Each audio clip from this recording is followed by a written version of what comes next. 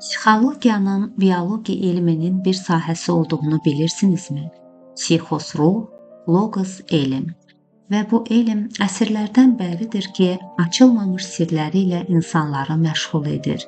İnsan o qədər individual, fərqli, müəmmalı və əsrarəngizdir ki, yəqin ki, kainatın sonuna qədər də açılmaz sirr olaraq qalacaq. Bəs insan adlarının onların psixologiyasına təsiri haqqında eşitmisinizmi? Məhəmməd Peyğəmbər deyirdi ki, övladlarınıza yaxşı adlar qoyun. Ad onların taleyinə təsir edir. Mütəxəssislər qeyd edir ki, bütün səslər içərisində insan öz adına daha tez reaksiya verir. Hətta bir çox məşhurların uğur sirləri məhz adlara münasibətindən irəli gəlir. Andrew Carnegie'nin uğurunun səbəbi nə idi? Poladın nə rəngdə olmasından bixəbər olmasına baxmayaraq, onu metal kralı adlandırırdılar. Polad istehsalı haqda ondan qat-qat çox bilən yüzlərcə işçisi var idi. Bəs səbəb nə idi? Təşkilatçılıq və rəhbərlik bacarığını erkən göstərmişdi. Hələ 10 yaşı olarkən o insanların həyatında adların necə məxsusi əhəmiyyətə malik olduğunu kəşf etmişdi və bu kəşfini özü üçün əməkdaşlar tapmaqda istifadə edə bilmişdi. Səbəb bu idi. Uşaq vaxtı hələ Şotlandiyada yaşayarkən o özü üçün dovşan tapmışdı. Eşi dovşan. Tezliklə dovşan üçün heç bir yemə malik olmadığı halda çoxlu dovşan balalarına sahib olur. Dovşanları yemləmək üçün yemi olmasa da yaxşı ideyası var idi. O qonşu uşaqlarına söz verir ki, əgər onlar dovşanlar üçün yonca yığıb gətirsələr, o dovşanları onların şərəfinə adlandıracaq. Bu ideya sihirli bir güclə işə yaradı və balaca Carnegie bunu ömürlük yadda saxladı. İllər sonra insan təbiətinin bu xüsusiyyətini biznesdə tətbiq etməklə milyonlar qazandı. Misal üçün, o, Pensilvaniya Dəmir Yolu İdarəsinə rels satmaq istəyirdi.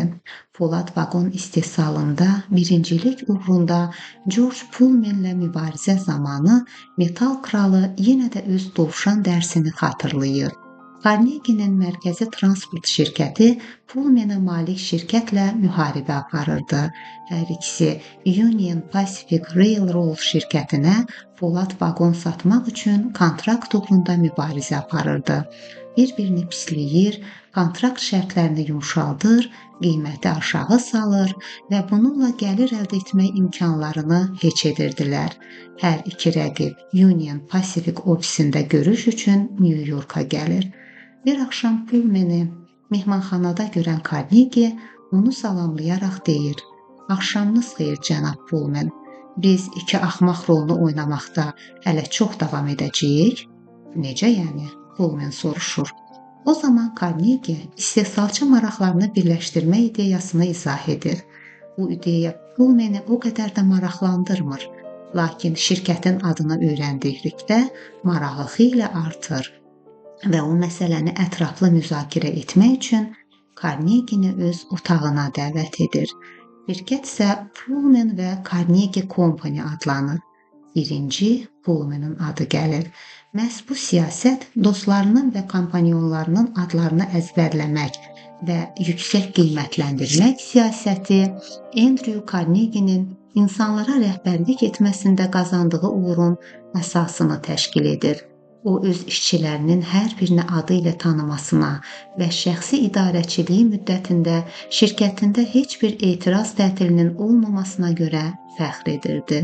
İnsanlar öz adları ilə o qədər fəxr edirlər ki, onu istənilən vasitə ilə əbədiləşdirmək istəyirlər.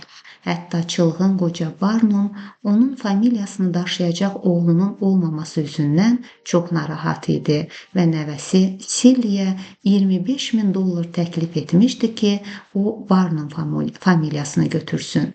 2 əsr öncə varlılar yazıçılara çoxlu pul verirdilər ki, onlara həsr edilmiş kitablar yazsınlar. Kitabxana və muzeylər öz mövcudluğuna görə adlarının özləri ilə birgə məzara gedəcəyi ilə barışmayan şəxslərə borcludurlar. Franklin Roosevelt bilirdi ki, insanların rəğbətini qazanmağın əsas və eyni zamanda sadə yolu onların adlarını yadda saxlamaq və onların özlərini əhəmiyyətli hiss etmək istəklərini təmin etməkdir. Siyasi savad dərsinin birinci qaydası belədir. Seçicilərin adlarını əzbərləmək.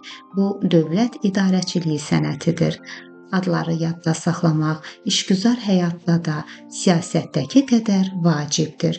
Bütün bunlar vaxt aparır, lakin mədəni rəftar kiçik qurbanlar tələb edir.